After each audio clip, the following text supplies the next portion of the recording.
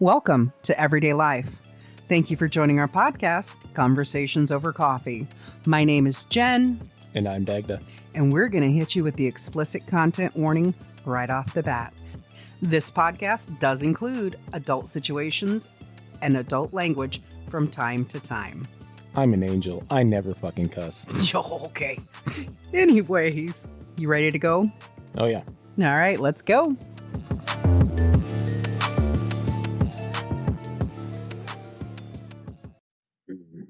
Like this heat's been crazy. It's making spiders drop. I have so many spider bites. And they're all on like the sweet soft spot of my back underneath my bra strap that protects me from everything. So all day long, I feel like I'm doing the shoulder roll or grabbing my bra and shaking my boobies just to get the scratch to scratch my back. Wow. And I know they're spider bites because the one on my shoulder, the first one I got, it's actually like on the very bottom of my trapezius muscle. That one I scratched and scratched, and it was really gross, and I could actually see the hole. It's disgusting. But I just, pulled my bra strap over it and sucked it up like a big girl. That's right. Dude, at work, everybody's getting bit. Yeah. I got, and I don't even know if it's the spiders or if somehow mosquitoes got in the building. Because it was so hot one week that, like, all the bugs, every time the door opened, they were like, hey, we're coming to your club to party. I mean, they leave the back door open all the time. That's stupid. They're so dumb. I'm like, y'all are defeating the purpose of the AC being on. I mean, I don't think the AC goes into that air. I mean, I don't think there's vents in there that... No, it's up in the front. But every time somebody... And it kind of wafts over the wall. And every time somebody pushes open...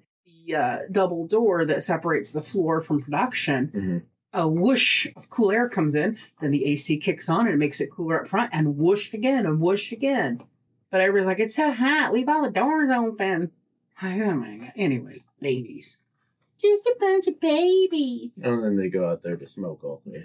Oh, I wish they'd all quit smoking, but whatever, it's not my lungs anymore. It's not my paycheck going to fucking that habit. Seriously. You've seen that? I was tempted to dig into my storage and get my packs of cigarettes out that I never smoked and be like, who wants to? I was actually talking to one of the guys at work, and I was like, yeah, I wish when I was in the Army, because I thought about it, but I never did it, that I had just gone around buying fucking cartons of cigarettes and fucking logs of dip. Yeah. Because whenever we'd have a training exercise, somebody would always forget it. Yep, and they'd be like, "Hey man, can I buy a cigarette?" $5. Right. Not for a thing. You're evil. You are terrible. But addicts will pay it. Yeah. Addicts will pay it. I think the most I ever paid for a bummed cigarette was 50 cents. And then that's when I learned, if I'm going to be a smoker, I just need to have them on me at all times. So there was a couple of days where I got down to a cigarette or two before a payday. And it kind of started dawning on me that, it's a really bad habit when you're smoking 3 packs a day. Yeah.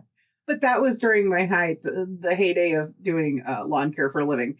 And sometimes I would have a lot of drive, especially when I was like down in Yelm and Olympia treating bigger properties. And you'd have a 20-minute drive between properties. Like, what else are you going to do? It's habit. Yeah. Now I'm like, when I think back on smoking, I'm like, I wonder if there's photographic evidence anywhere besides the one I have of me actually smoking. Because I'm like, it's weird. I'm so close. I'm so close to 18 months not smoking. I'm so close to it. It's congratulations. Like, thank you. August 11th will be 18 months. And I'm so close. And I'm just like, that I'm starting to be at the point where I'm like, I don't even, and this is true story, I don't even remember what it's like to smoke. But then when I think that, which I did on Sunday, when I was talking to one of my employees she really should not smoke. Her lips are constantly blue because she smokes. It's terrible. I don't want to say she's old, but she's getting up there. And I mean, she moves around still pretty good for her age, and she's working full time. Good for her. She works more than half the people there. Yeah. but her lips are so blue from oxygen deprivation. I said, God, it hurt. Then what happens last night? I have a dream that I lit a cigarette and had a cigarette, and I could taste it in my mouth this morning, and I was like, oh, it's so gross. So I finally have been not smoking long enough that it's the idea of it. I can't stand the smell anymore. Yeah. I can't stand it when somebody walks down the street, if we've got our windows open, if they're smoking a cigarette, I'm like, go away. What about pipe or cigar? I can't. I've never been able to tolerate a lot of cigar smoke and pipe tobacco smoke. Yeah, it's all the same for me now. It's like, nope, it holds no. And I used to love like the cherry pipe tobacco smell. Yeah, yeah. God bless him, God rest his soul. John Eddie used to have his pipe, and he always had the cherry tobacco. And but yeah, no, I don't want to be around any of it. I immediately feel my lungs getting tight, my throat getting tight, and I'm just like, anybody starts walking through a parking lot, like when we were helping our friend last year, and anybody would walk through the parking lot with a cigarette after I quit smoking, even if I sit there with the window down, I'd roll my window up and move my car. I'm like, I just can't. Yeah, I still like the smell of pipe smoke and cigar smoke. Cigarette smoke has never really bothered me. Well, you were inundated with it for 20 years. Yeah. And then also, like, so many people in the military smoked, and my grandparents smoked until I think I was in middle school when they stopped. They had smoked for like 30 some odd years or something, and they both quit. Did they cold turkey it? Yes. Good. So it was them and one of my grandmother's sister's husbands. They all had a bet. Who could do it? And basically, because they had each other's support, it was the reason they figured they succeeded at quitting. Yeah. Whereas he was married, but his wife didn't smoke. So she wasn't going through it, and so couldn't support him in the same way that my grandmother could support my grandfather and vice versa. Yeah. And so, yeah, he was kind of mad when he had to pay both of them $50 each. Because he ended up smoking, yeah. It's a really interesting thing because, when I was younger, nobody that I lived with smoked. Only my one set of grandparents did. My mother. Hi, mommy. Hi, mommy. Hi, mommy. Mommy says that her mom did smoke, and I do vaguely remember seeing her one time at the trash can with a cigarette, but I thought it was I thought she was holding it for my grandfather's because he'd gone in the house to get some. I think he'd gone in the house maybe to go pee or something because she was out in the garage. He used to do woodworking stuff out in the garage, like carving and all that. He was really good at it. But I don't remember ever seeing her smoke. Whereas my one grandmother, my dad's mom, I remember seeing her have a cigarette and then having a coughing fit, and she smoked Cools. Okay. I don't know if you remember that brand. Yeah. That's going back a few days. She smoked Cools. That's all they smoked. That's all her and my grandfather smoked was Cools because they smoked menthol. And then he had to have surgery and have part of his lungs removed. But it wasn't from the cigarettes. It was from asbestos. Okay, yeah. Yeah, mesothelioma or whatever. Yeah. Which, so he had that surgery, I think I was between 8 and 10. And I just remember my grandma slowed down on her smoking, but my grandpa switched from smoking to tobacco. To dip? Yep. Okay. Copenhagen. And I still remember when I could finally climb back in my grandpa's lap. And when you're 8, 10 years old, it's probably not appropriate, but like, I didn't see it that way. Like today's society, it'd be totally inappropriate. But when, we were kids, it'd be cool to hang out with your grandpa or your grandma and like sit on grandpa's lap and ask him questions or whatever. But I can still remember the first time I got to hug him after his surgery and everything. And I got to sit in his lap. He had a tobacco drill on his chin, yeah, which is so funny. It's so funny, all the little spittle. And I was just like, Grandpa, and he was just like, what? And I remember I grabbed it and I asked my grandma for a napkin, and she was like, here. And my grandma licked the napkin. Well, first she crumpled it because my grandfather, the whole time he was married to my grandma, my dad's parents, That man swears he never got a clean napkin in his life because my grandma would always wipe her hands on it and move it over to him. It's just a weird little thing between them. It was just a little weird thing between them. And after she passed, anytime I was there with him, I did the same thing. And if I was going to be gone for a couple of days, I would take all the napkins and I would rub them. I would do a whole bunch of them and be like, okay, you're set until I get back. But anyways, she licked the dirty napkin and I wiped his chin. But the smell, I still remember the smell. And I remember sitting there with my head on his chest. I could smell that, even though it had been wiped off mostly. I mean, I was pretty little, so, but I can remember touching his hair. I said, oh, God, that's my favorite sensation in the whole world is the buzz cut hair. Oh. And I can just remember being so content and wishing I could stay little forever. But, but now I tell everybody that like smokes, I'm like, oh, quit smoking. But they vape. Vaping is worse than smoking. Yeah. And it's like they're all just like, oh, it's better than smoking. No, it's really not. Yeah. It's insane. And I don't know. Even if we had an apocalypse, I don't think I would ever go back to smoking. I mean, we don't live in the South, so it's not going to do you much good for very long. You get the habit just long enough to be pissed off because you can't find any more cigarettes. I know, because we're in the Pacific Northwest, which is really odd because we have like a massive smoking community up here. Yeah. And it's really odd because now that, even when I smoked, I threw my cigarette butts into water bottles. I think one time I had a cigarette butt go out the window and I felt so bad. I pulled over and tried to find it. Like, who does that? But otherwise, you saw it in my car when I smoked. I had cigarette bottles. I did not believe in litter bugging it. I wasn't going to do it. If I stomped it out on the street, I picked my butt up. I just couldn't stand that because I always thought I'm the one who's choosing to smoke. So why should other people have to deal with my litter? Yeah.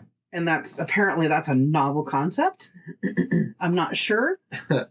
One of my biological grandmother, my grandma Mickey, her last husband, he told me a story of why he started smoking. Okay. And it's like the second dumbest fucking thing I've ever heard in my life. Oh, God. Tell. So he was in the Army. Okay. And in the Army, you have to do this thing called police call. Okay.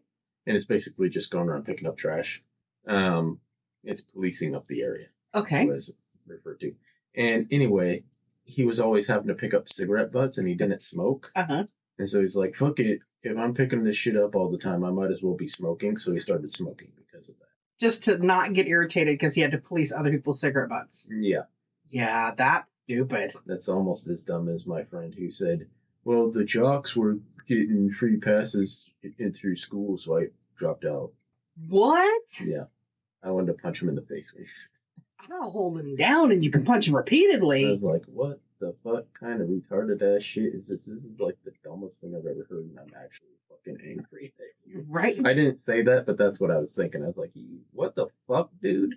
And he dropped out because other people were getting preferential treatment, basically. Uh-huh.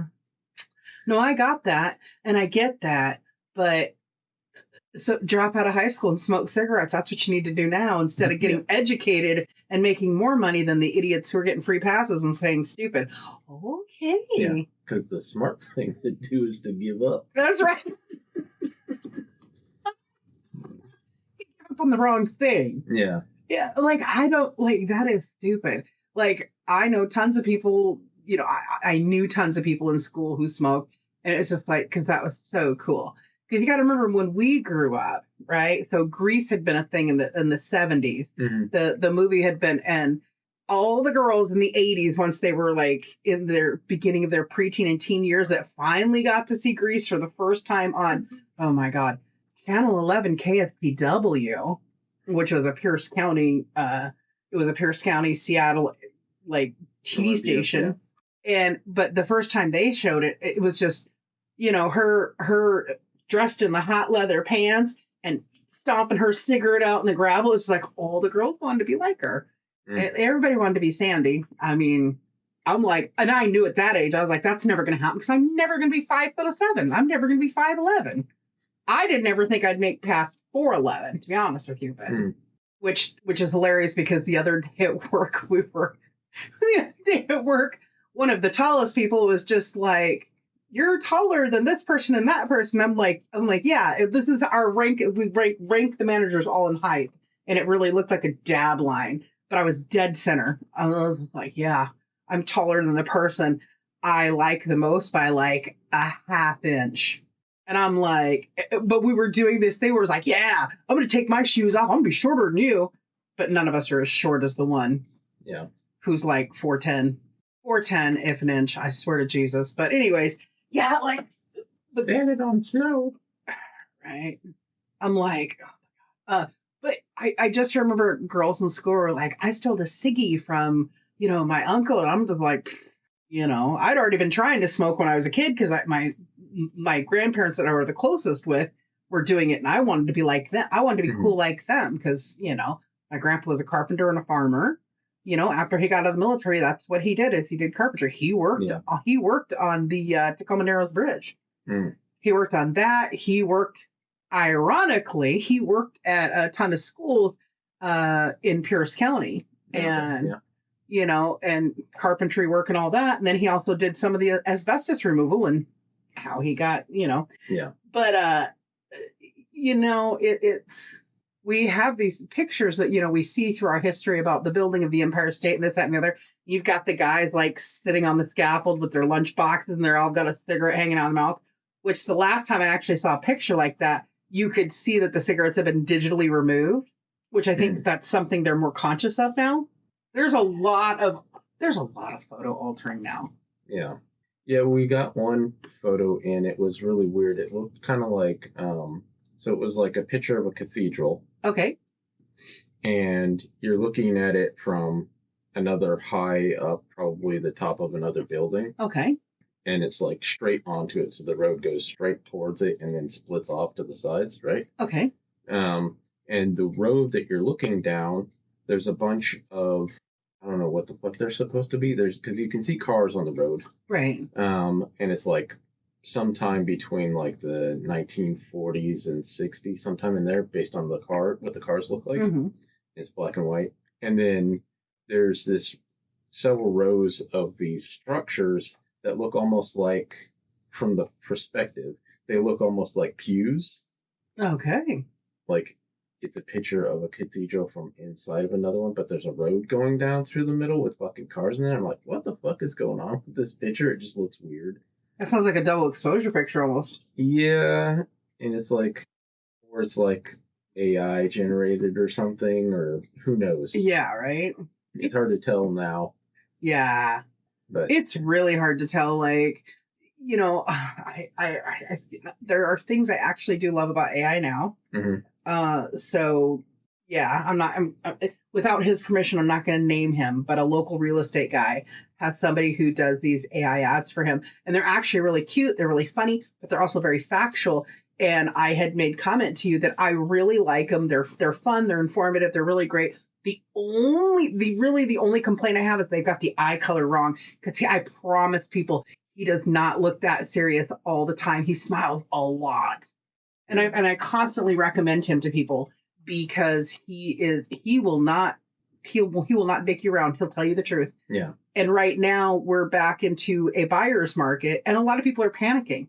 And it's just like, well, it's probably going to be a buyer's market for a little while. The cycle's a little bit faster than it was last time, but we have this fallout from COVID still 6 years later. Yeah. Or I guess it was declared over 3 years ago. The pandemic was declared over in 2022 for sure. Yeah. Or whatever. But the reality is now you've got this thing where everybody is like, I don't want to work still. I want the government to give me free money. Yeah. Listen, go get a job. Show up to the job you do have and just do your job. Yeah. And trust me, I get it, because there's days I don't want to do it. There are days where I'm like, I don't want to drive 2.7 miles from my home to have to go put in 9,000 steps for the day and be smiling at people that I don't really care for and happen to be the tough guy with, other people. Yeah. And I get job offers come through on my emails like, so-and-so through Indeed, they've asked us to contact you. Are you interested? Mm-hmm. And this is like, there's only one I would hold out for, but I'm holding out for when they don't make me work weekends. Mm. Like that's my thing. That's my caveat is if I change another job, I don't, no more, nope. No Sunday, Mondays, no weekends. Yeah. No Saturday, Sunday, Mondays, I should say. Yeah, that was probably the best thing about the shop. The shop, and then also the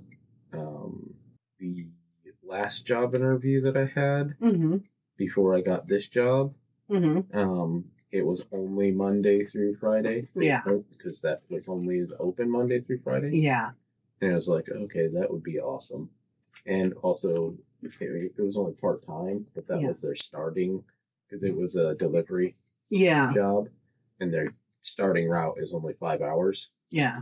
So. Which would have been great to get you acclimated back into working for somebody instead of kind of being thrown into the viper pit the way you were. Yeah. But in the long run, seeing the support you're getting from the management team with when you have health stuff to take care of, it's a trade off. Yeah. It really is, and it's from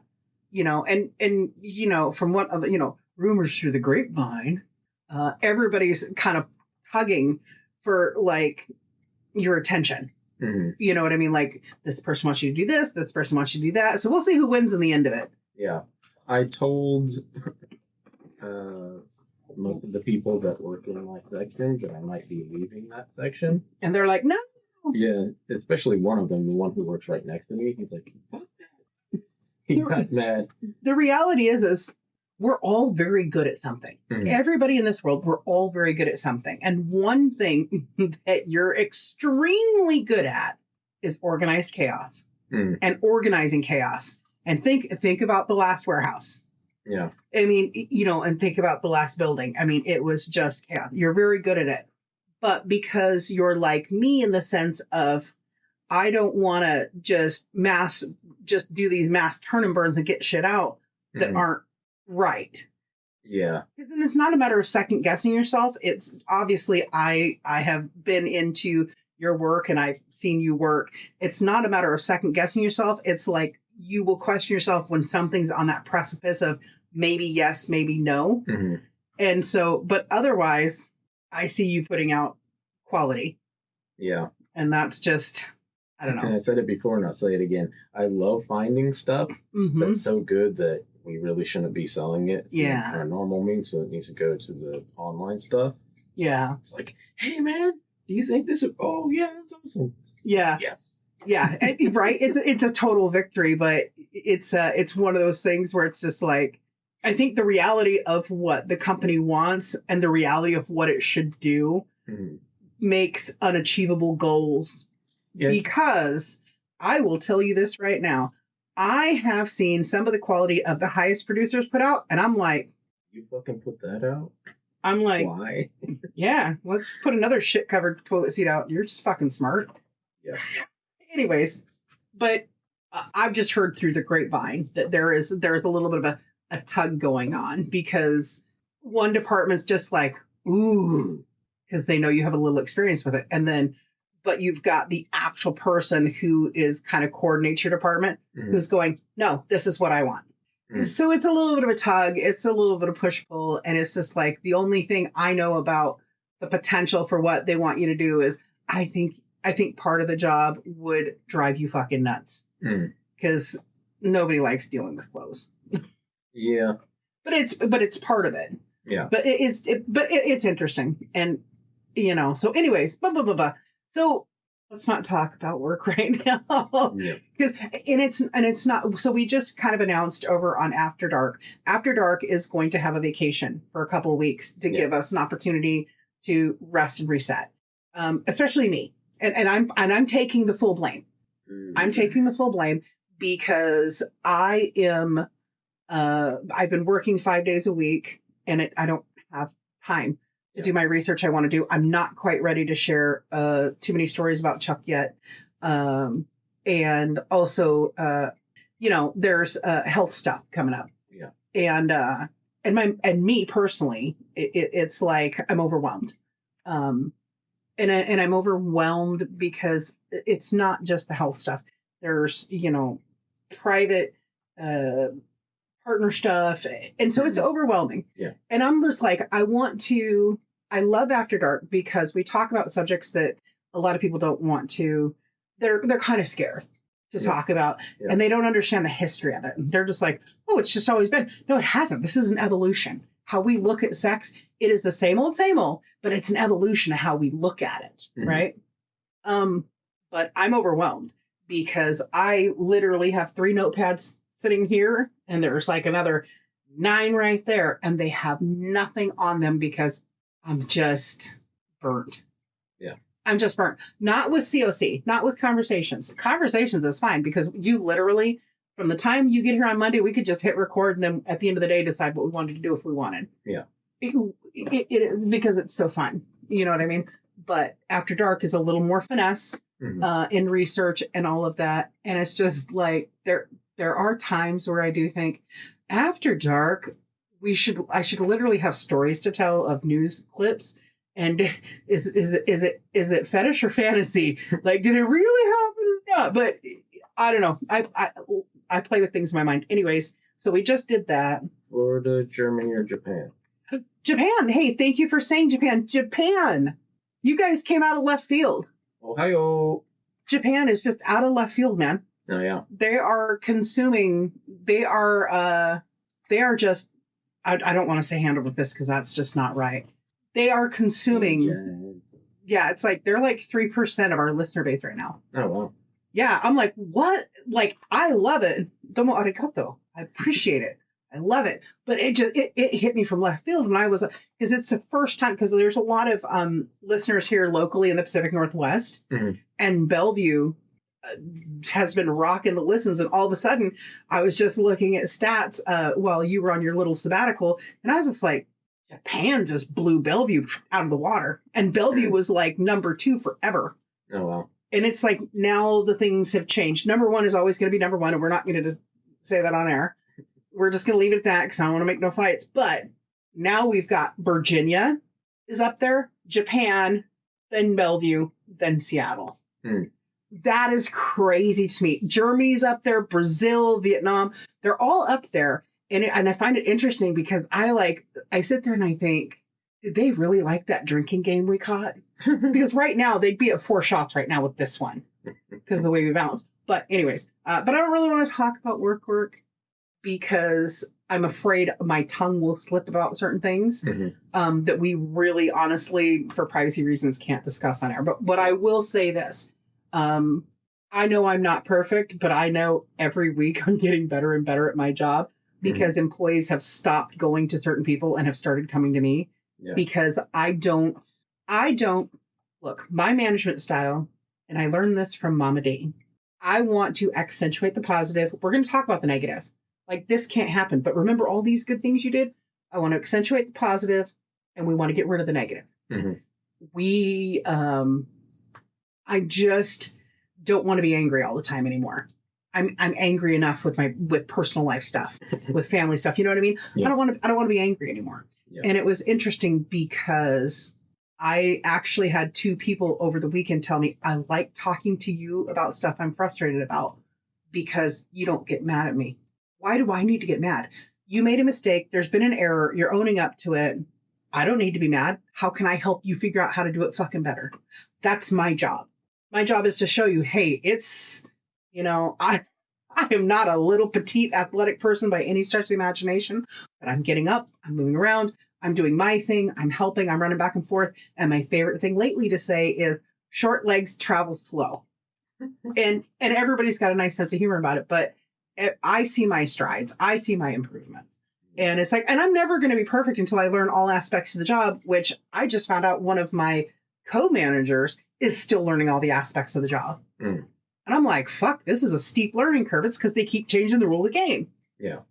So anyways, I don't want to let slip what doesn't need to slip. But what I can say is I'm learning my job better. I have good days. I have bad days. Every day, everybody does. What I do know from talking to your management team is they do wish one part of your job you did better, but I am on line with you. I will take quality over quantity any day. And that does not seem to be their response. Yeah, and Your coworkers adore you. I know, I'm awesome. They actually really like how you leave every day, because even if it's been a bad day, it's a positive way that you leave. Yeah. Do you want to tell them how you leave work every day? I say, thank you, ladies and gentlemen. Good night. Yep. So I walk out the door. Yeah. And everybody really loves that. Really loves that. Especially the management team, other management, like the one person who wants to be hypercritical of everybody, even she really, I just love that. That's what she says every time. I just love that. You know, the funny thing is, you know where I got that from? It's completely unrelated. Yeah. And it's kind of fucked up. So, in the movie Dusk Till Dawn, there's the band, right? The vampire band. Yeah. And when the characters get done killing all the vampires in the strip club, the band is still standing there because they were just standing there playing music. The lead singer says, "Fuck you, ladies and gentlemen, good night," and explodes. Well, it's I think it's a good thing, and I think that is kind of like I don't know, good day. It's kind of leaves a positive feeling for people. But on a bad day, knowing where you get it from, I'm like, oh, you just left the tea bag on the floor. Sweet. Which that's exactly what it is. Yeah. You know, and that's okay. But you know, work is work. You know, we announced we're going to put the episode out. We'll put this episode out this Friday for the break for After Dark, which is totally fine. We got a lot of things going on and all of that. But, you know, the biggest stress relief I have right now is one, we still get 1 day a week where we're doing this. We do have a couple of weeks where we're, you know, there's going to be at least 1 or 2 days in the next 2 months where we can't do our weekly thing like that. Yeah. And that's going to be okay because we have other shit to get done. It'll be all right. It'll be completely fine. Someday. Yeah, right. Before you get married, at least. Right. But we're definitely having a good time doing it. I do, but this is my biggest stress relief because I don't have to sit here and think about did I put enough product out to last for 1 more day? Did I treat each person I met, no matter how they treated me, did I treat them with the right respect so that karmically it doesn't come back on me? Because I'm telling you, karma is fucking real. I can, so the only thing I can say about work is this. I mean, I'm like, honestly. So about, a week and a half ago, I was telling you something like that, like about a week, but a little over a week ago, somebody came at me in a very verbal and completely untrue way and had a lot of shit they were running at me. And I sat there and I took it because, like, if that's your quote truth, that's on you. That's not on me. Now, my boss, who only heard about a third of this whole conversation, were just like, I don't have any problems. I'm happy with her. I don't know what the fuck your problem is, basically. Yeah. So my boss actually did have a conversation with her because she did hear the part where this person had said, it's a personal issue for me because I don't like your positive personality. Now, people who've been listening to this podcast long enough, they know I struggle with my mental health and my mental well-being a lot because of what I experienced in my last year as a mover and all of that and my other prior history. But they understand I struggle with it because nobody's a bigger critic than me of myself. Yeah. You know, I'm too big. I'm not big enough. I'm, like with positive attitude and energy, and I'm not thin enough and I'm not pretty enough. Well, fuck you guys. Trust me, I'm pretty enough. You've never seen my eyes. You just don't know. And I hear that daily from customers. They're like, oh my God, you have the most unique. We really do. Yeah. You've got the gray hazel end of it, and I've got the green and blue hazel end of it. And it's fucking trippy when we're on fire because it's like, weird. So she came at me and, and I just took it because I was just like, I'm not going to, I mean, it was really close. I'm not going to lie. My mental health was very bad. I talked to you about it. Thank God. But I was still wanting to catch a charge. I'm not even lying. So I had to talk to a secondary person about it. And it's kind of funny because the next day I'd said to the individual, thank you for taking the time to listen to me because I had to get it out because it was just this massive poison that was killing me because I know that this isn't true. I know this isn't true. And they confirmed to me. And I was like, now tell me you love me and tell me I'm pretty. And she goes, I don't have enough time in the day to tell you how pretty and how much I love you. My heart melted. And it was funny because the other day she walked in, she goes, buy me books and tell me I'm pretty. I said, I can't buy you books for at work, but you're so pretty. But having somebody else go, no, they're wrong. And I don't know how, like they told me, I would have got up and slapped her face. But it's that precipice we all get where it's like, are you going to react in the way they're trying to get you to react to get their way? Or are you going to hold your integrity and hold your ground? I held my integrity and held my ground. So my boss actually talked to her and was just like, I can't tell you what I said, but I will tell you this. She is wrong. She knew she was wrong. And it all came from this personal issue she had. And she has a trigger point that apparently myself and one of my other co-managers had hit. Now I want people to hear this really clearly. There is a huge difference when somebody says, I appreciate your apology and I accept your apology. I'm not that dumb bitch. So 3 times I said to her, I appreciate your apology when she came to me.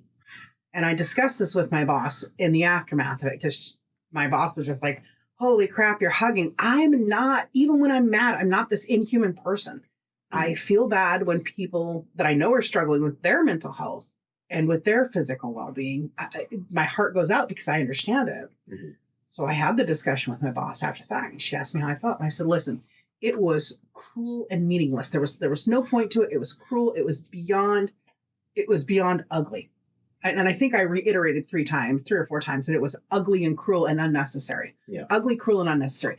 Didn't have to speak to me that way. Instead of sitting there, because the whole attack was about me personally, as in, you can't be this nice. You can't get anywhere with employees if you're fucking nice. You got to be mean and you got to be hard and you got to be at them. And, only stupid people are nice. You have to show them your authority. And I don't like your personality because you're always positive. You're always smiling. Why the fuck are you doing that? Just this whole nasty vomit of yuck. So I pointed out to my boss, I said, I want you to listen to me really clearly. I said, I appreciate their apology. And my boss was like, that's cool. And I said, did you hear what I said? She goes, say it again. I said, I appreciate your apology. She was just like, that's good, right? And I said, I never accepted an apology. Her eyes got about as big as $50 plates. And I said, listen, I don't have to accept the apology. But I appreciate that in a room full of people, she came to me and said, I apologize for my behavior. I was wrong. You have done nothing against me. It's a personal issue, and this is why. Did I like her excuse? No. I'm like, go fuck yourself if that's your problem. I mean, come on. But it was funny because my boss and I, when we were talking, my boss had actually issued me an apology right behind because I was right about something and she was wrong. I was like, fuck, I died. Because my boss is like, I admit when I'm wrong. On the rare occasion I'm wrong. I'm like, okay, because she was wrong before and she would not admit to it. We're all sitting there going, yes, you said this. You were on speakerphone. 3 of us heard you say this. Oh, I must have had a drink or something. You did. Jesus. But I said, did you see how I talked to you where I told you, wow, redacted. I really appreciate that. And I accept I was right, but I accept the apology. That's great. It's like, do you see the difference? And she was like, oh, so do I have to worry? No, you don't have to worry. I'm not a petty penny, man. I just write it down in the little book and say, fuck you. So anyways, so now that we're past that, it's really interesting because I wish nothing but the best for everybody. Sometimes I wish they would run their foot over with a Z-rack because if you've ever done that, it's one of the most painful things ever. Yeah. I ran a full Z-rack, which weighs about 200 pounds over my big toe. I was going to say, those things got to be heavy even without stuff on it. They're not that heavy. They're about 20 pounds without stuff on them. Really? Maybe 25. It's just the base is very heavy. But when you add clothes, those wheels are like claw hammer coming at you. So anyways, it's just been weird. It's just been weird since because she got to live rent free in my head for one day. Mm-hmm. And it was so funny because I was thinking about conversations we've had about people not living rent free in my head. Yeah. And I've been able to keep a lot of it out, but it was just so personal and cruel. I've never in my quote professional life, I've never had anybody say doing things with a smile and fair attitude is bad. I've never had anybody tell me I'm a fucking idiot for deciding that even if I'm mad, I'm not going to be that one that's going to yell and scream and embarrass you. I'm going to give you the opportunity to do the right thing. And if you want to keep pressing it, then we'll go from there. Yeah. And it just ate at me. It was rough. But we're past that because I don't care. I wish them well. I hope they're okay. I hope, all that. But it's kind of interesting because they started, like I said, all of a sudden, people started coming to me. Yeah. And it was just like, and one person in particular who I swear to God, they have explosive anger issues. I can say the same thing as this other person, and he takes it extremely well. Mm-hmm. And he's very calm, and he's just like, oh, I can get that. Yeah, when you explain it like that, I totally get it. The other person can say the exact same thing, and it's fuck you, go to hell, kiss my ass, whatever, fire me, I don't care. Yeah. I mean, it's one of those things where you're like far more likely to believe somebody that you like than somebody that you don't like. So you see this in like politicians or politics all the time, where somebody that is of one party line hears somebody of the other party say something that's completely reasonable, and they get mad about it, and they're like, "This is retarded." If they heard it from their party, though, they'd be like, "Yeah, I totally agree with that." Yeah. So it's one of those things where our brain is kind of predisposed to a certain reaction based on the messenger. Yeah. So. And that was my point to them was, I was like, you and I can say the exact same thing, but guess what? They're screaming at you, calling you anything but human. And literally, I had a conversation with this individual on Sunday, and I'm just like, hey, I'm just asking everybody to have a little bit of patience. Mm-hmm. I'm learning this new system. It's new to all of us. And, there's going to be days where, like, maybe it looks a little untidy or cluttered back in your work area. And I'm really sorry about that. But it's going to happen until we get this new, system down and we get all the pieces put together. Mm-hmm. And it was just like, yeah, I totally get it. But the other person had the same message, but their message was, mind your business, do your job. It's no concern of yours. Yeah. It's also how you deliver it. Yes. Because that can make a huge difference, obviously. But like I said. I had a shoplifter come in 2 days in a row. And the second day, one of my cashiers, who I have a love-hate thing with him. Mm. And it's just because anyways. And so the shoplifter, he saw the shoplifter coming back in the shop after. I was just like, come on. And he called me, and I went and I said, let's go have a conversation. I actually took him outside the store because I didn't know how he was going to react. And I used this tone to talk to him. And I said, look, these are the facts. You shoplifted yesterday. You left out the door. I came out. I told you, you are verbally no trespass from this property. Do not return. I said, you acknowledged it. And you said, okay. And you kept going over that direction. I said, today you did it again. And he tried to say, oh, this bullshit didn't happen today.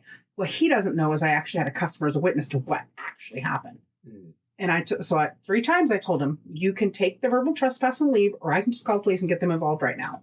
That is your choice. I'm giving you an opportunity to not get your warrants called out, basically. And it was funny because he kind of hemmed and hawed a little bit. And I said, look, I was just like, this is the last time I'm going to give you your choice. You're verbally no trespass from the property for the 4th time, because I'd done it the day before. 4 times I've told you. I've asked you to leave. If you don't want to leave, that's on you. I'm just going to call this police department, and I'm going to have them come out here and have to deal with you, because you're not going to stand here and make a scene. I've been really respectful. I was like, and you're getting agitated at me, even though I didn't do this in front of everybody in the store. For as far as anybody knows, we're just having a regular conversation. I'm a hand talker. Nobody can tell that I'm a hand talker. No. And I said, so I'm going to go back in. You cannot come in, and you need to make your choice, because if I need to call the police, I'm going to go do that right now. Okay. He paces back and forth as I hit the door, and he's just like, okay, well, thank you, and leaves peaceably. I was laughing so high pitched by the time I walked through the door. My cashier comes over and he's like, are you okay? I'm like, I'm fine. Why? I didn't know if you were screaming. I was like, no, I was cackling. And it wasn't like a cackle. It just took me so off guard, because as I walked through, he was just like, thank you. He thanked me for giving him the opportunity to leave without having to deal with the police. And I'm just like, and so I'm telling this story to this individual I've had this problem with. And I was just like, look, you might not agree with it, but the guy's now been gone for like 2 days. Yeah. And I said, I said, I want you to think about periods of time in your life where you've made bad choices. And wouldn't you have loved it if somebody would have talked to you like an adult reasonably and given you an option to make better choices? Mm-hmm. And that's what I do. But I don't. It sure would be nice if my best friend worked around me a little bit more. But whatever. I actually had a conversation. It was a few weeks ago because one of my coworkers ended up riding a bus with me. Oh, neat. And when I got off the bus, I said thank you because I always say thank you to the bus driver. Uh-huh. And he was asking me a couple days later when he saw me, he's like, so what's up with you thanking the bus driver? And I'm like, it's no big deal. A little bit of kindness goes a long way. A lot of the time when the bus drivers get used to me riding their bus, they'll tend to go out of their way to look for me. Yeah. So, like, I've had bus drivers pass me by and then realize that hey, I'm across the street. That's Dagda. Yeah. Yeah. And let me run over there, where normally they'll just be like, you're not at the bus stop, fuck you. Yeah. Yeah, there was one bus driver who would constantly stop and wait for me. Yeah.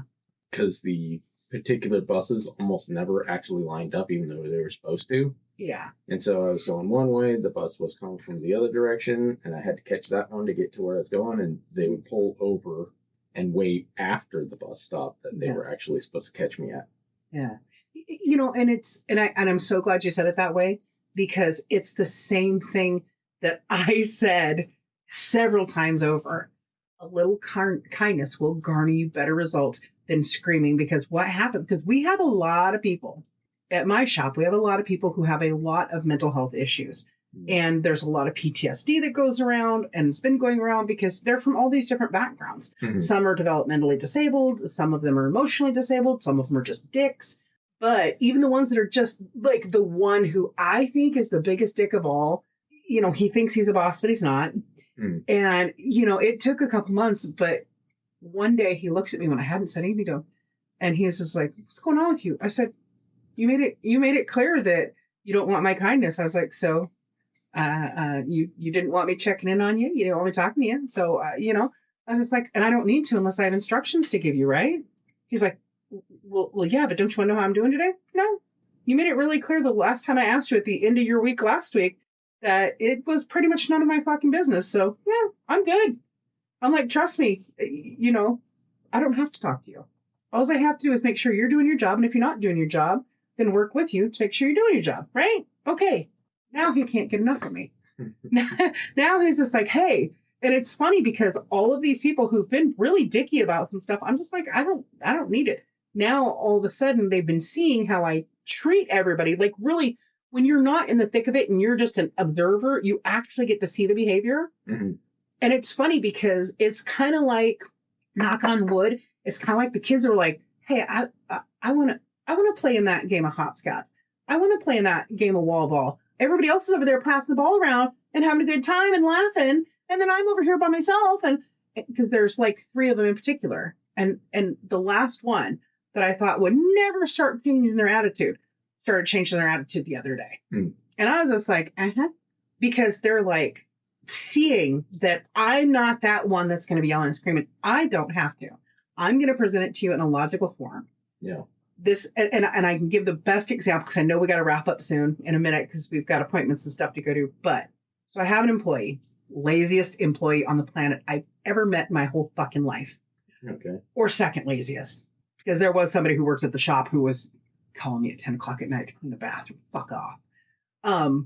This individual, laziest employee in the entire company, or second laziest in the entire building. Okay. Okay. And I do the same thing. We're a team. This is how we're doing it. This is what the team needs to accomplish today. So this is what we have these 10 things. I'm going to start these 5. You 2 individuals need to start these 3 over the course of the next few hours. And the last 2, all do together. Well, they decided not to do that. They literally decided to stand around and do nothing but adjust their pants in the front and the back. And it caused the other person who was working that night to go from their normal productive self to like they couldn't take it anymore. It was just that thing. Yeah. And I said to them, I said, what the hell are you guys doing? You guys can't just be standing around. We got to stay busy. We need to get this done. Remember, the big boss is opening tomorrow. We need to work as this teammate. I said, I've done my part. I've been doing my part. I said, I accomplished all 5 of these tasks, and I actually started on the last 2. It's defeating for me to see you not doing your part. I'm not doing your job for you. It is actually on your job list to do that. Yeah. What did I say earlier today? We have to work as a team. We're shorthanded. How do we work as a team? These are 10 tasks to achieve. I'm going to start with these 5. I said, I already got through them, and I'm already on the last 2. And you guys are still struggling with the middle 3. No reason for it. I said, I'm here. Yes, I get it. I'm the quote boss, whatever. I said, but I'm here to be your teammate. I'm here to work with you as a team to get this done. Do not defeat me. Because if I have to do it all myself, I want a different team. And I like this team. That was 3 weeks ago. Mm-hmm. 2 weeks ago, it was like half and half. This last weekend, they were on it. They understood. Because me and my favorite person to work with, my favorite co-manager to work with, we were just like, literally looked at this individual and said, these are your tasks tonight. And then we're all doing this at the end. Get your tasks done. We know you can do it. And I said, I have faith you can do it. Get it done. And we didn't say another word. Well, they saw the person they were working with, who was the same individual as the 3 weeks before, or the 2 weeks before. They saw them and they saw, oh, they got through all their tasks. And now they're actually able to help with the fun stuff.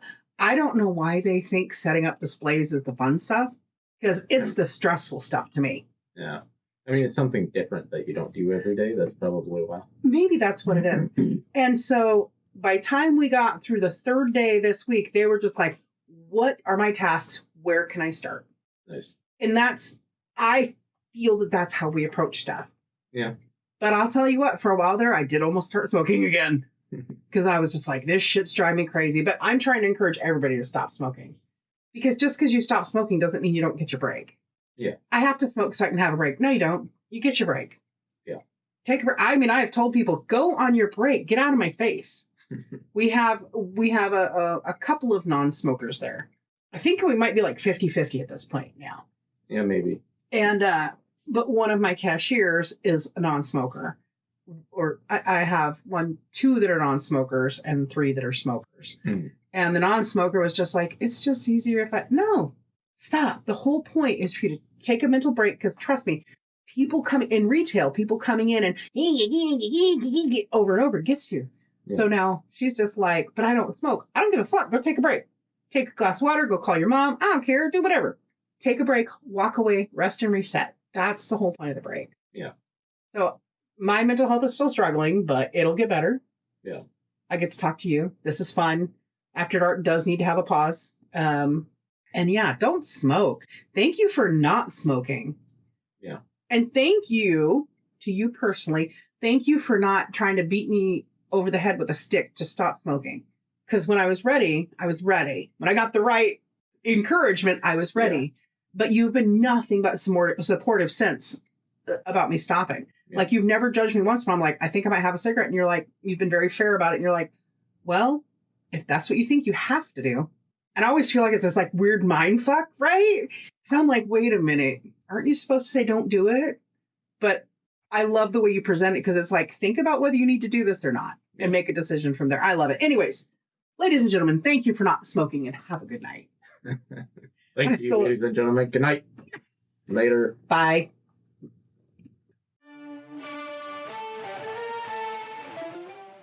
Okay, everybody. That's all the time we have for today.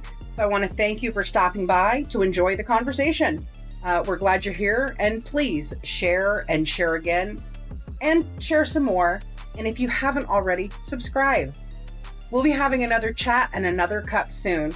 We'll talk to you then. Look forward to seeing you.